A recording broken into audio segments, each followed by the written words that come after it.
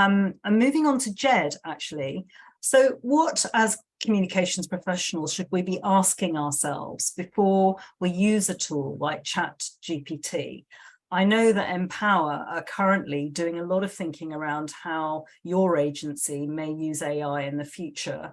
Can you tell us a bit about the framework that you've been developing and why and how you're developing it? And would you recommend every charity has a framework? Thanks, Adila.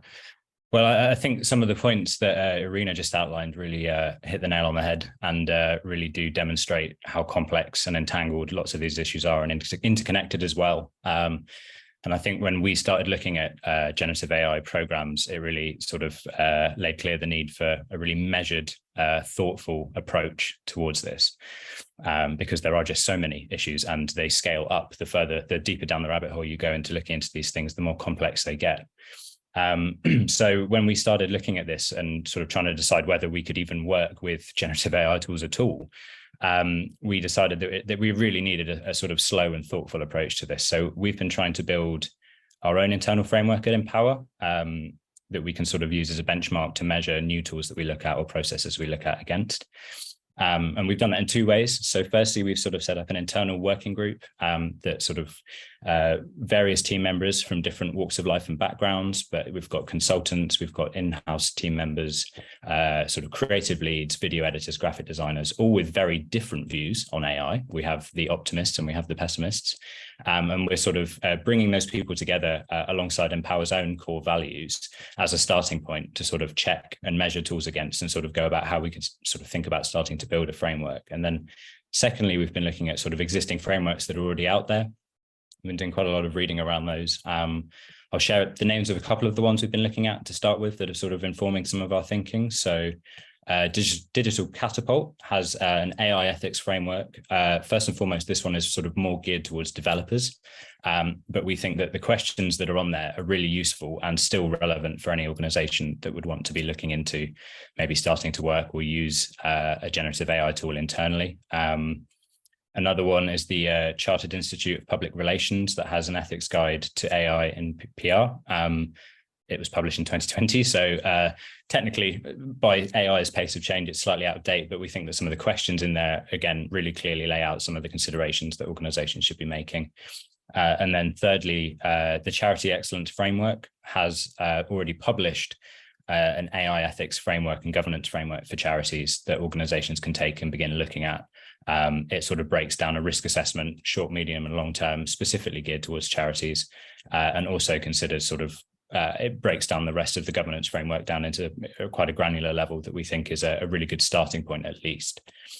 So that's some of the sort of work we're doing to sort of look at how we can go about building our own framework to measure our own work against before we would use tools ourselves or work with any clients in recommending tools to them. When it comes to the tools themselves, it's a bit of a murkier picture.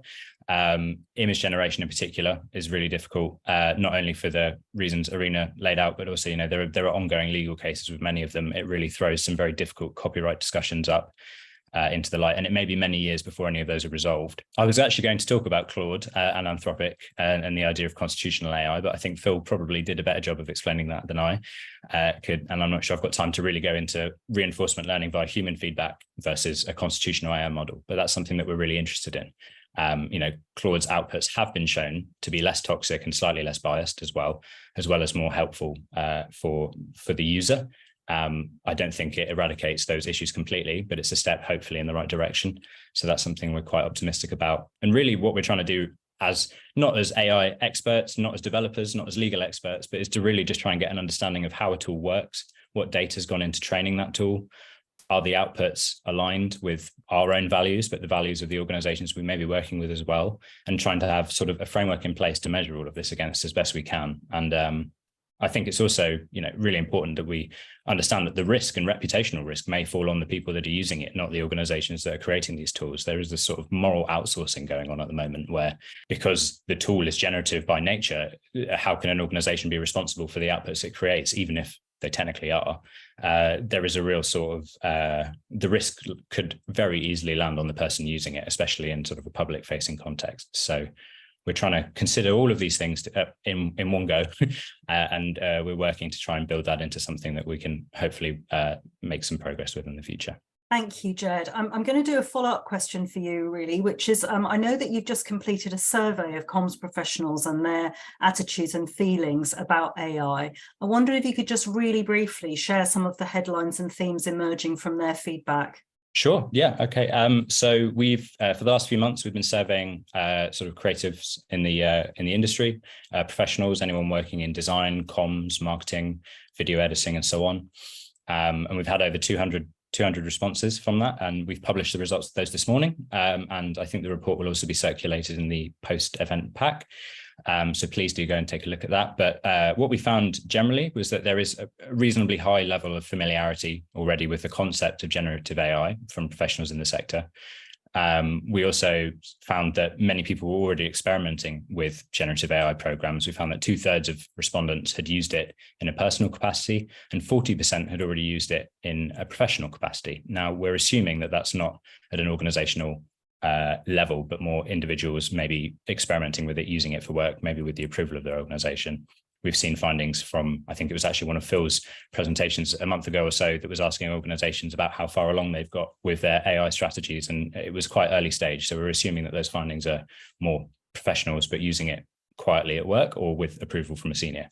In terms of concern about impacts on jobs, we found about 50% of respondents voiced some level of concern about the impact on the job industry as a whole and that we all work in. And there were some that were really just outright point blank sort of opposed to the tool for many of the reasons we've already talked about and these ethical implications. There was sort of slight less concern around the idea of the creative process being replaced itself. That really dropped when we started to look at, okay, well, are you concerned about human creativity itself being at risk? And that dropped quite significantly. There was sort of this feeling that the creative process is not being replaced, it's just evolving. And we sort of really got this sense of cautious optimism and intrigue towards sort of working with those tools in the future. 80% of respondents said that they planned to use generative AI programs in their work at some point in the future. And likewise, the majority of respondents thought it was really important that creatives at any level have some understanding of what these tools are and some familiarity with it.